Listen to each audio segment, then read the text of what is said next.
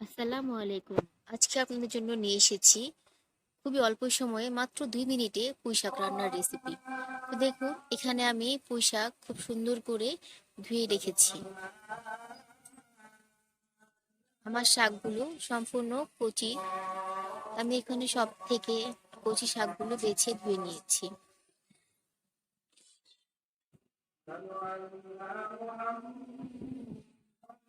তো আমি এখন চুলায় একটা কড়াইয়ে পরিমাণ মতো তেল এবং পেঁয়াজ দিয়ে ভালো করে নেড়েচেড়ে নেব।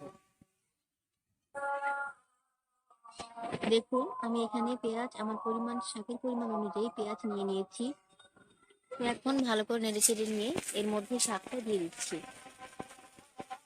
মাত্র ২ মিনিটের রান্না, আপনারা খুব অল্প সময়ে এটা বাসায় তৈরি করতে পারেন। এবং অবশ্যই আমার ভিডিওটিতে লাইক কমেন্ট শেয়ার করে দিবেন।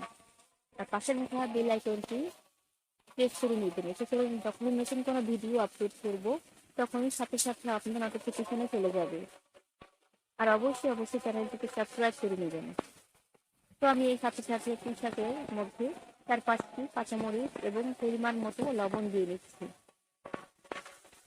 ভালো করে নেড়ে চেড়ে তারপর আমি ঢাকা দিয়ে দিব। আমি এখানে কোনো পানি ইউজ করব না, কারণ শাক থেকে যে পানি ছিল সেটাতেই আমার শাক সম্পূর্ণ সেদ্ধ হয়ে যাবে। এই শাকটা খেতে অনেক মজাদার, গরম ভাত দিয়ে অনায়াসে আপনি খেয়ে ফেলতে পারবেন।